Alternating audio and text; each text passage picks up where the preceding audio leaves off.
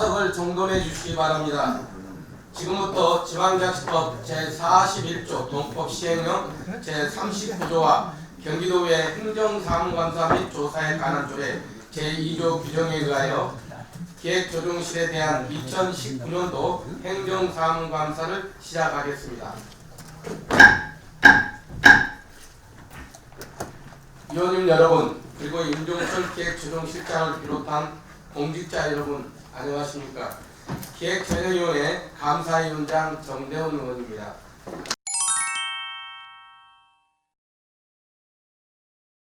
그 심사가 결국은 제시로 감사가 아닙니까? 저 예산 담당관이었고 지금 예산 담당관실에 현재 투자심사위원회 위원으로 위촉됐습니다. 위원 한 사람의 역할이 얼마나 중요합니까? 잠깐 들어보세요. 자, 그리고 말씀하신 대로라면 적어도 문제가 될 수 있죠. 자, 제5조 2 품위를 손상시켜 위원으로 적합지 않다고 인정되는 경우 해제할 수 있습니다. 지방재정법, 그것도 다른 지역도 아니고 경기도, 다른 부서도 아니고 예산 담당관실, 예산 담당관실에 소관하고 있는 위원회에 위원으로 위촉되는데 이것이 품위 손상의 문제가 아닙니까? 이 지금 불법의 문제가? 조례나 규정에 무슨 정가 무슨 뭐가 있으면 안 된다라는 거를 어기고 죄송합니다. 그러면 제가 어느 조례가 어느 정가까지 특정합니까? 이것은 국민의 상식이고 합리죠. 지금 해당 부서에 있으면서 있었던 불법을 지금 그것에 대해서 횡령, 배임 이런 다양한 문제들이 이미 법적으로 문제가 등장했는데 이것을 알고도 지금 위촉했다라는 것은 제대로 된 검토가 안 된다라는 거잖아요. 그죠? 이런 사람이 위촉되기 적절하냐고 묻는 거잖아요. 그거는 아까 말씀드린 대로 법적이나 법적 위촉 여부나 행정적이나 심정적인 건 구분해서 봐야 됩니다. 그 위원회에 그 사람이 맞느냐 마느냐를 판단을 해야 되지, 그 맞느냐 판단에 제일 중요한 게 조례상에 나와 있는 법적 절차, 근거, 자격 등을 보는 겁니다. 그걸 다 봐서 선임을 한 겁니다, 의원님. 아무 문제 없었다? 그 절차에 따라서 선임이 됐습니다. 네. 아무 문제 없었다? 네, 그렇게 하고 예. 의원님 지적처럼 그런 심정적인 그런 식으로 이것이 어떻게 심정이니까 이미 이 사람이 법리적으로 지금 위반한 사실이 다 드러났는데 무슨 그러니까 그 부분이 이번에 선임된 과정에 대해서 어떠한 책임도 지지 않으려는 자꾸 단언을 하시는데요. 아니 의원님 이렇게 선임된 것은요, 네. 지금 오늘 이 날짜로 바로 뉴스에 떠도 온 국민의 공분을 살리고요. 이것에 대해서 문제를 인정하지 않는 임준철 우리 시장님의 태도 역시나 제가 분노한 것 이상으로 본인들 분노한 문제예요.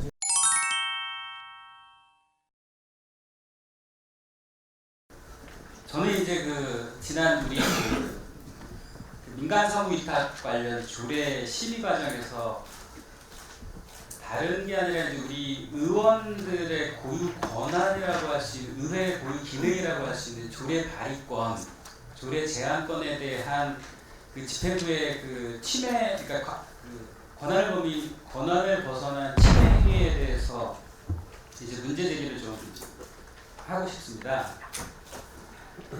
문제는 뭐냐면 이게 저는 집행부는요 이제 법을 해석하고 집행하는 기관이잖아요.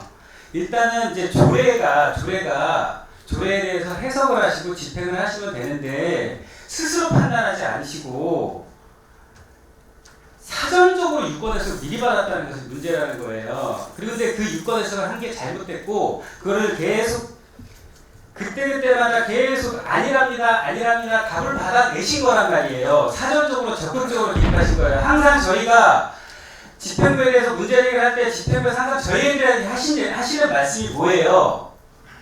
상위법 의회가 왜 집행부에 대해서 사전적으로 적극적으로 개입을 하려고 하시느냐, 사후에 따지시면 되는 거 아니냐고 항상 말씀을 하시잖아요.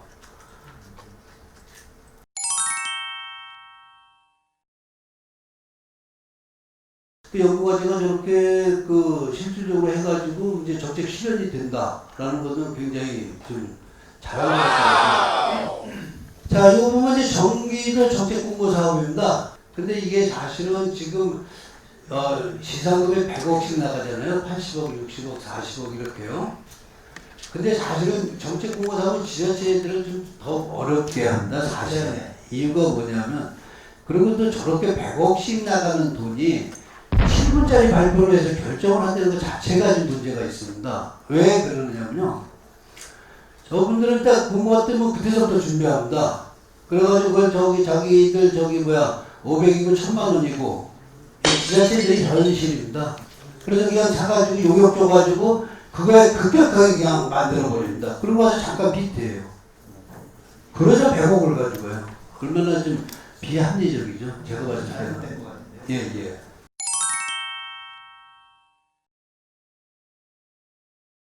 그럼 이런 특성들을 평가를 한단 말이에요. 경기연구원 같은 경우에 우리가 그걸 잘못 벌고 있네? 라는 게 이제 평점에 들어가 있어요.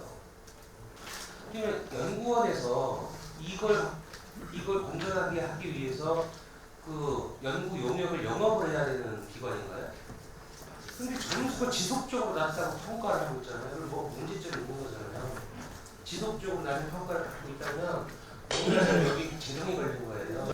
이게 경기연구원의 특성에 맞는 평가 지표냐를 여쭤본 거예요. 사실 연구기관은 이제 돈을 벌어들이는 기관이 아니기 때문에 이 지금 다른 부정과 가산수의 비율이 좀 낮아져야 될 것 같아요. 평가 요소로 들어가야 한다면 지금보다 낮아져야 된다고 생각이 드는 거예요.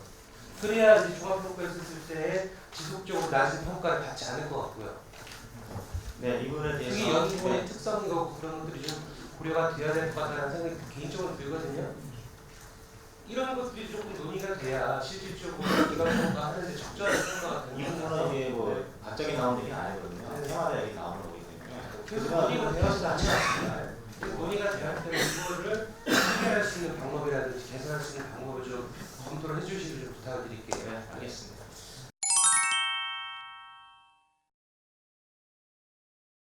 2008년도에 경기도 공공기관 경영평가 등에 관한 조례에 따르면 여기 안에 들어가 있어요. 네. 그 안에 그러니까 공공기관이라는 부분들 안에 포함이 돼 있는데 네. 근데 이 부분들이 2015년 1월 5일 날 폐지가 됐어요. 그러면서 네. 이제 그 사회법인 그죠? 네. 추천기관 운영에 대한 법률이 제정이 됐고 근데 이 위에 사회법이 제정이 되면서 대한 내용은 그전에는 규정이 없었으니까 그렇게 도가 그냥 했을 수 있었겠죠. 네. 사회법이 네. 없었으니까. 근데 그 이후에는 2014년 3월 24일 날 시행이 된 거예요. 네. 그 지방자치단체 출자 출원기관 운영에 관한 법률이. 그러면 거기에는 2조에는 이 법은 각 호의 어느 하나에 해당되는 기관에 대해서 적용하지 아니한다고 되어 있어요. 우리가 경기도 출자 출원 기관 운영에 관한 조례에 따르면 그죠? 여기 보면은 지방자치단체 출자 출원 기관 운영에 관한 법률 및 같은 법 시행령에 위임된 사항과 그 시행에 따른 필요성을 규정한다는데 위임된 사항이 아니라는 거예요. 네네네. 그렇기 때문에 민법에 따른 사람법인은 경영평가 대상이 아니기 때문에 별도로 분리해서 뭐 평가를 하는 거는 이건 실적 평가를 하다 뭐라 하는 부분도 네. 많은데 여기 들어있는 건 지금 맞지 않다라는 네네. 말입니다.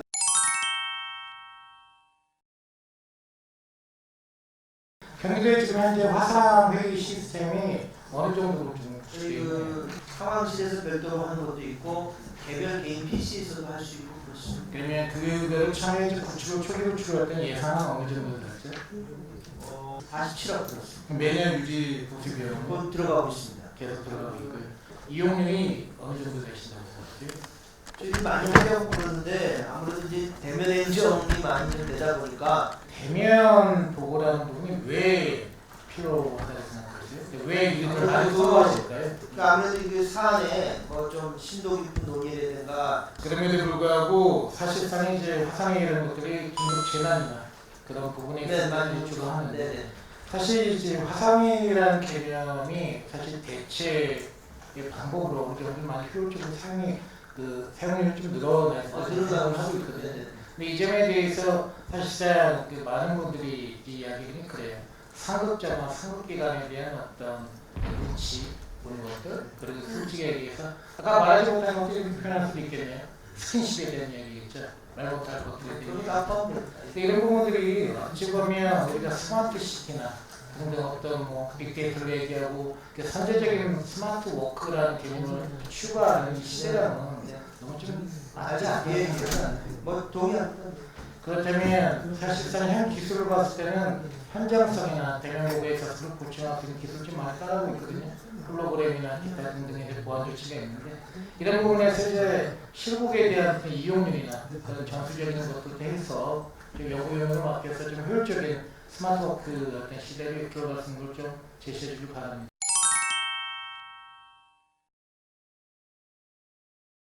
경기도의 경지면적이잖아요.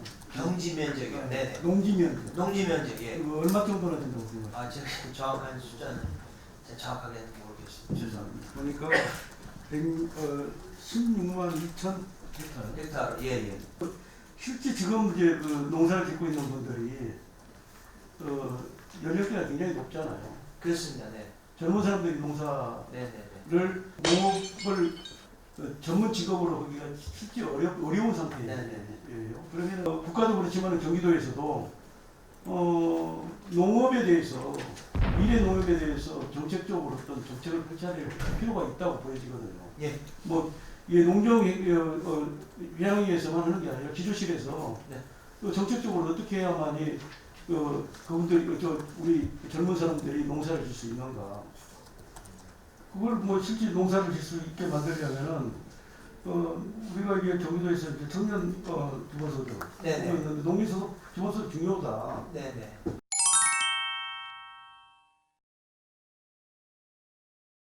온라인 주민투표 네, 하고 네, 있잖아요. 근데 설문조사 보니까 매일 한 2,000명 정도 참여자들이 이제 의견을 내고 있는데 우리가 1,360만 명이잖아요. 네. 그중에 한 2,000명 정도가 들어와서 의견을 내고 있는데 사실 이제 이 수에 비하면 이 경기도 숫자에 비하면 좀 낮은 숫자이죠. 좀 2,000명 정도면 이 원인이 뭘까 생각을 좀 해보면 사실 이제 홍보의 문제도 있긴 하겠지만 이 사이트 이용이 좀 어려워요. 네. 예를 들어서 국민청원 같은 데, 청와대 국민청원 보면 뭐 네이버라든가 페이스북이라든가 뭐 카카오라든가 이렇게 연동해서 들어갈 수 있게 돼 있는데 이게 이제 연동이 안 되기 때문에 이게 들어가서 이용하기가 너무 어렵지 않냐. 특히 이제 젊은 사람들이야 뭐 금방 찾아서 들어갈 수 있지만 이게 익숙하지 않은 분들은 참 들어가기 어렵기 때문에 이런 것들 좀 간소화시키는 방안을 좀 모색해야 되지 않겠냐.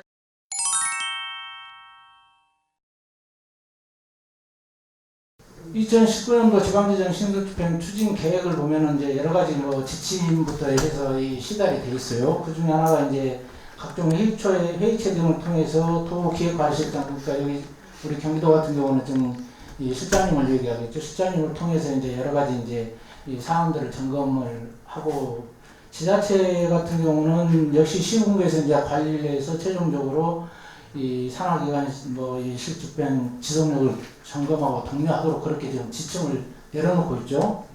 특히 예년에 비해서 올해 유독 지금 이 부분이 지금 굉장히 심해요. 그렇죠? 그거 아마 좀 느끼실 거예요. 신속 집행을 위한 입찰에 있어서 이 신속 집행 대상 사업에 대해서는 긴급 입찰 공고를 통해서 입찰 기간을 단축해서 이 빨리 사업을 하라는 얘기고요. 두 번째는 계약이행 전에 대금의 일부를 상금으로 지급해달라는 거예요. 그러니까 이미 사업 시작하기도 전에 계약 전에 이 사업에 대해서 성급으로 이 집행을 하라는 거예요. 그리고 일상감사나 계약심사, 적격심사 기간을 대폭 단축해서 실행을 하는 거고, 그리고 또 신색 집행의 원활한 추진을 위해서 추가 경쟁 예산 편성 전에, 그러니까 성립 전 예산으로 사용하라고 말이죠. 그게 뭐 여러 가지 좀 사안들이 있는데, 저는 이런 지침을 보고 이거는 기본적으로 예산 이 운용 집행 지침에 저는 근본적으로 좀 어긋나는 행위들을 정부에서 하고 있다고 보여져요.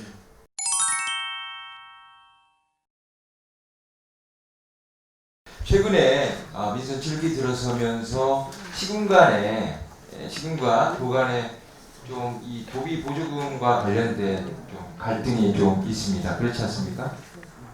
시 입장에서도 여러 가지의 자주 재원을 필요한 역점 사업을 추진해야 되는데, 도비 보조 사업에 대한 매칭을 통해서 오히려 이제 가용 예산이 부족함으로써 시가 주도적으로 할 수 있는 정책 사업들의 여러 가지의 실시를 못하는 결과로 불면 소리가 나타나고 있는 것 같습니다. 예산 같은 경우는 지방보조금 심의위원회에서 심의를 거쳐 최종 결정을 하죠. 네, 관련 심의위원회가 있습니다. 네네.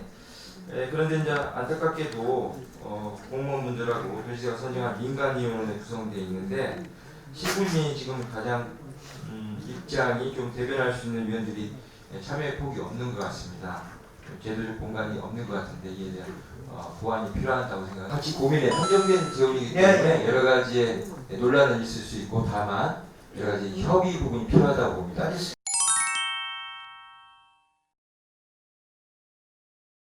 몇몇 지자체에서 벌써 녹음 방지기를 도입했다가 기능이 제대로 작동하지 않아서 사실상 폐기 수순에 들어갔고요.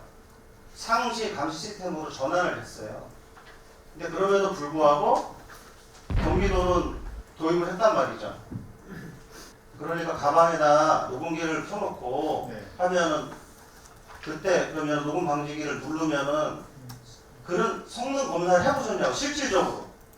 저 위원장님, 저희가 이 성능이 제대로 되는지 녹음 기능을 한번 실질적으로 설치된 데 가서 한번 해봤으면 좋겠습니다. 작년에 문제가 있다는 장비가 그대로 들어왔다는 게 문제예요. 성능 업그레이드 된 제품이 나오지도 않고요. 네, 그치, 앞으로도 그치. 나오기 힘들다고 해서 말씀드리는 거예요. 그래서 네. 저희가 그때도 이 말씀을 드릴 때 네네. 굳이 이걸 해야 되겠냐고 말씀을 드렸었어요. 보통 3m 정도 거리에 두고서는 성능이 나온다 이거죠. 네. 또 저희가 그 의원님들하고 여기서 말씀하셨으니까 뭐 특정한 시간을 잡아가지고 가서 성능 테스트를 하도록 하겠습니다.